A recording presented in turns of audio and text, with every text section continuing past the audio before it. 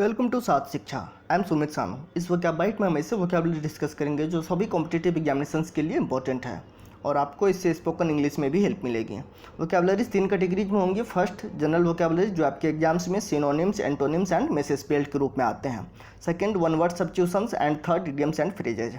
हर एक वोकैबलरी का मैं इंग्लिश और हिंदी दोनों में मीनिंग बताऊंगा। इन वोकैबलरीज को मैं सेंटेंस में यूज करके भी दिखाऊंगा जिससे आप इनकी मीनिंग अच्छे से समझ पाएंगे और आपको रटने की आवश्यकता नहीं पड़ेगी।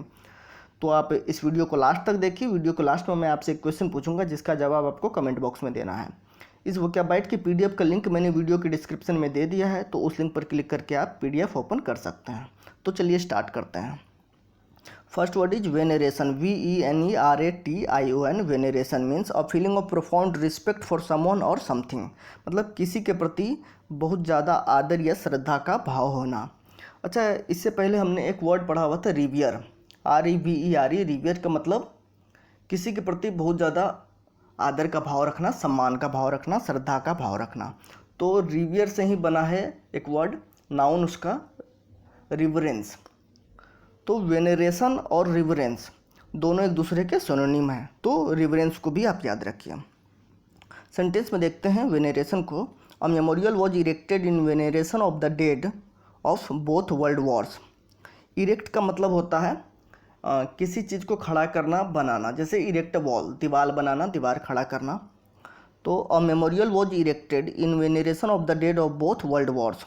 दोनों विश्व युद्धों में जिन लोगों की मृत्यु हुई थी उनके सम्मान में उनको श्रद्धांजलि देने के लिए एक स्मारक बनाया गया।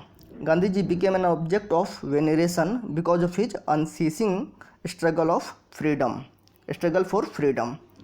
अच्छा, हमने एक वर्ड पढ़ा हुआ था पहले, सीस, CEASE, सीस, मतलब किसी चीज़ को बंद कर देना, रुक जाना, बंद हो जाना। तो अनसीसिंग का मतलब जो बंद ना हो, जो रुके ना। तो अनसीसिंग स्ट्रगल मतलब अनवरत जो संघर्ष चलता रहा। तो आज़ादी के लिए जो अनवरत संघर्ष चलता रहा उसके कारण गांधी जी ऑब्जेक्ट ऑफ वेनेरेशन बन गए, मतलब सम्मान का प्रतीक बन गए। मतलब लोग इसकी वजह से लोग उनका सम्मान करने लगे। तो वेनेरेशन का मतलब हो गया किसी के प्रति बहुत ज़्यादा आदर या सम्मान का भाव होना। नेक्स्ट देखिए, इंसलेंट, INSOLENT। इंसलेंट मीन्स रूड और इम्पोलाइट, मतलब अक्खड़, बदतमीज। जैसे एन इंसलेंट स्टूडेंट, एक बदतमीज छात्र, मतलब जो विनम्रता से पेश नहीं आता है। एन इंसलेंट टोन, बदतमीजी से भरा हुआ टोन, बदतमीजी से भरा हुआ स्वर, मतलब जिसमें लोगों से बातें करते हैं आप। एन इंसलेंट मैनर, बदतमीजी से भरा हुआ व्यवहार। सेंटेंस में देखिए, Raman was insolent to the principal, he got suspended from school for 3 days.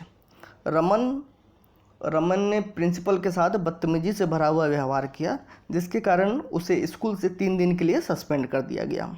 Yesterday I brought my daughter to book for speaking to me in an insolent tone. यहाँ पर एक चीज़ है, देखिए, brought my daughter to book. हमने पहले एक idiom देखा हुआ था, ब्रिंग समवन टू बुक, मतलब किसी को पनिश करना, किसी को सजा देना। तो yesterday I brought my daughter to book for speaking to me in an insolent tone. तो कल मेरी बेटी ने मुझसे बदतमीजी से भरा हुआ व्यवहार किया, बदतमीजी वाले स्वर में मुझसे बात की, इसलिए मैंने अपनी बेटी को दंडित किया, पनिश किया। तो इंसलेंट का मतलब अक्खड़, बदतमीज, जो जिसमें विनम्रता बिल्कुल भी ना हो। नेक्स्ट देखिए, humble, HUMBLE, humble means not proud और believing that you are important, मतलब विनम्र व्यक्ति जो कभी ये नहीं सोचता कि मैं किसी से बड़ा हूँ, किसी से ज़्यादा इम्पोर्टेंट हूँ। जैसे अ हम्बल पर्सन, एक विनम्र व्यक्ति। अ हम्बल रिक्वेस्ट, एक नम्र निवेदन। अच्छा, हम्बल का एक और मीनिंग है ऑर्डिनरी पुअर, मतलब साधारण। जैसे अ हम्बल बैकग्राउंड, साधारण पृष्ठभूमि। लोग कहते हैं ना मैं साधारण पृष्ठभूमि से आता हूँ, मतलब बैकग्राउंड मेरा पुअर है। अ हम्बल बिगनिंग, एक साधारण शुरुआत। सेंटेंस में देखिए, he is very humble about his success. वो बहुत ज़्यादा सफल हो गया लेकिन अब भी वो खुद को बड़ा नहीं समझता, दूसरे से ज़्यादा इम्पोर्टेंट नहीं समझता है।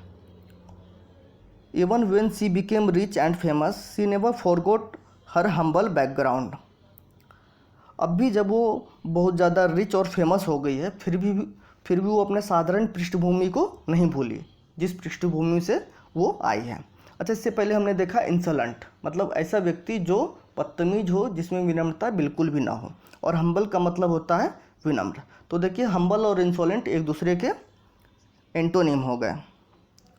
नेक्स्ट देखिए, abandon, ABANDON, abandon means to stop caring and leave, to desert, मतलब किसी का परित्याग करना, किसी को छोड़ देना। जैसे अबेंडन अ चाइल्ड, किसी के बच्चे का त्याग करना, बच्चे को छोड़ देना। अबेंडन वंस हाउस, अपने घर को छोड़ देना, मतलब उस घर में अब नहीं रहना। अबेंडन वंस कार, अपने कार को छोड़ देना, मतलब उस कार को अब यूज नहीं करना। सेंटेंस में देखिए, how could see abandon her on little child on the road, वो अपने खुद के छोटे बच्चे को रोड पर छोड़कर कैसे आ सकती है, उसका परित्याग कैसे कर सकती है। During the snow storm many people made the decision to abandon their cars on the highway. बहुत ज़्यादा बर्फीला तूफान चल रहा था, उसके कारण बहुत सारे लोगों ने ये निर्णय ले लिया कि वो अपनी कार को अब हाईवे पर छोड़कर ही भाग जाएंगे। तो अबेंडन का मतलब त्याग करना, छोड़ देना। Next is confiscate, CONFISCATE, confiscate means to take temporary possession of something, to seize मतलब जब्त कर लेना। जैसे कॉन्फिस्केट ऑफ प्रॉपर्टी, संपत्ति जब्त कर लेना, जैसे पुलिस संपत्ति जब्त कर लेती है किसी की। कॉन्फिस्केट इलीगल वेपन्स, गैर कानूनी हथियार जब्त कर लेना। कॉन्फिस्केट ऑफ व्हीकल, कोई गाड़ी जब्त कर लेना। सेंटेंस में देखिए, the teacher confiscated all mobile phones before passing out the question paper. यहाँ पर एक चीज़ आया है, पासिंग आउट। हमने ये पहले फ्रेजल वर्ब पढ़ा हुआ है, पास आउट, जिसका मतलब होता है डिस्ट्रीब्यूट करना, बांटना। जैसे पास आउट पैम्फलेट्स, पैम्फलेट बांटना। Pass out question papers, question paper बांटना। तो the teacher confiscated all mobile phones before passing out the question paper. Examination hall में टीचर ने क्वेश्चन पेपर बांटने से पहले सारे मोबाइल फ़ोन को जब्त कर लिया। The police confiscated the stolen cash and jewellery. Police ने चोरी की गई सारी नकद राशि और गहने जेवरात उसको जब्त कर लिया। कॉन्फिस्केट का मतलब जब्त कर लेना। अब वन वर्ड सब्स्टिट्यूशन से देखिए, somniloquist, SOMNILOQUIST, somniloquist means one who talks in sleep, जो नींद में बोलता है। अच्छा, यहाँ पर देखिए, सोमनीलक्विस्ट में लॉक वर्ड आया है, LOQU। हमने लास्ट वोकैबुलरी में ये डिस्कस किया था कि अगर किसी वर्ड में लॉक LOQU या लॉग LOGU, ऐसा लॉक या लॉक वर्ड लगा हुआ है, तो इसका मतलब वो वर्ड किसी बातचीत करने से रिलेटेड। जैसे यहाँ पर देखिए, सोमनीलक्विस्ट, ये नींद में बोल रहा है कोई, तो बातचीत करने से रिलेटेड हुआ। ऐसे ही लास्ट वोकैबुलरी में हमने 3 वर्ड देखे थे जो बातचीत करने से रिलेटेड थे, उसमें भी लॉक या लॉग आया हुआ था। क्या था वो? लोकेसस, दूसरा था सोलिलक्की और मोनोलॉग, 3 वर्ड। तो लोकेसस का मतलब था जो बहुत ज़्यादा बोलता है। सोलिलक्वी का मतलब होता है एक ड्रामा या प्ले जिसमें एक कैरेक्टर अकेला आता है और खुद से ही लंबी बातचीत करता है। मोनोलॉग था एक कैरेक्टर अकेला या बाकी कैरेक्टर के साथ स्टेज पर आता है, वो दूसरे कैरेक्टर से लंबी बातचीत करता है। तो ये तीनों वर्ड लास्ट वोकैबुलरी में हमने देखा था। नेक्स्ट देखते हैं, somnambulist, SOMNAMBULIST, somnambulist, one who walks about in sleep, जो नींद में चलता हो। तो ये देखिए, ये दोनों वर्ड एक जैसे हैं। सोमनीलक्विस्ट जो नींद में बोलता है, सोमनम्बुलिस्ट जो नींद में चलता है। नेक्स्ट देखते हैं, euphemism, EUPHEMISM, euphemism, an inoffensive word or expression substituted for one that is inoffensive and harsh। मतलब इसको सीधा समझिए कि किसी से हम बात करते हैं, गुस्सा के बात करें या कुछ ऐसा टोन में बात करें जो दूसरे को बुरा लगे। एक दूसरा व्यक्ति है जो ऐसे टोन में बात करता है, बोलता वही चीज़ है, अर्थ उस शब्द का वही होता है, सेंटेंस का, लेकिन वो उसी को मधुर शब्दों में बात करता है जो दूसरे को बुरा ना लगता है। जैसे हम बोलते हैं कि फलाना व्यक्ति मर गया, लेकिन अपना कोई घर का आदमी मरा हो, कोई अपना जानने वाला व्यक्ति मरा, तो हम ऐसा नहीं बोलते हैं कि हमारा चाचा मर गया, बोलते हैं हमारे चाचे का निधन हो गया। मतलब डाई की जगह पास अवे वर्ड यूज करते हैं। सेंटेंस में देखिए वही चीज़ है, passing away is a euphemism for dying. मतलब हम डाई की जगह पास अवे वर्ड यूज करते हैं, ये थोड़ा सा सोफिस्टिकेटेड वर्ड है। उसी तरह senior citizen is a euphemism for old person. हम बूढ़े व्यक्ति बोलने की बजाय वरिष्ठ नागरिक बोलना प्रेफर करते हैं, वो एक सोफिस्टिकेटेड वे है बात करने का। तो यूफेमिज्म का मतलब कभी कठोर शब्दों के स्थान पर हम मधुर शब्दों का प्रयोग करते हैं, मधुर भाषा का प्रयोग करते हैं। नेक्स्ट इज इडियम्स देखिए, बोन ऑफ कंटेंशन। मतलब the subject of a dispute, the subject of argument और डिसएग्रीमेंट। मतलब कोई ऐसी चीज़ जो दो लोगों के बीच झगड़े का कारण बने, विवाद का कारण बने, बहस का कारण बने या असहमति का कारण बने। सेंटेंस में देखिए, after my grandfather died his will was a bone of contention in the family. अच्छा, विल होता है वसीयत, मतलब जिसमें हम ये बताते हैं कि हमारे जाने के बाद हमारी संपत्ति का मालिक कौन होगा। तो after my grandfather died his will was a bone of contention in the family. मेरे दादाजी के गुजरने के बाद उनकी वसीयत हमारी फैमिली के लिए झगड़े का कारण बना। मतलब वसीयत की वजह से हमारी फैमिली में झगड़ा हो गया। That beautiful girl in college had now become a bone of contention between two best friends. दो लड़का बहुत अच्छा दोस्त था, लेकिन जैसे ही कॉलेज में एक बहुत ही खूबसूरत नई लड़की आई, उन दोनों के बीच झगड़ा हो गया कि पहले मैं उससे फ्रेंडशिप करूंगा, वो बोलता पहले मैं फ्रेंडशिप करूंगा। तो वो जो ब्यूटीफुल गर्ल है वो इन दोनों दोस्तों के बीच झगड़े का कारण बनी, मतलब बोन ऑफ कंटेंशन।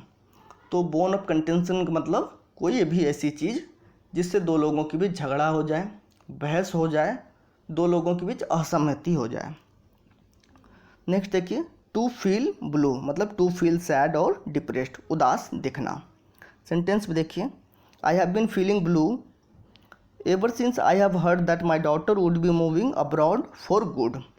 यहाँ पर देखिए एक चीज़ आया है, फॉर गुड, ये इडियम है। फॉर गुड का मतलब होता है हमेशा के लिए, अब्रॉड का मतलब होता है विदेश। तो I have been feeling blue ever since I have heard that my daughter would be moving abroad for good.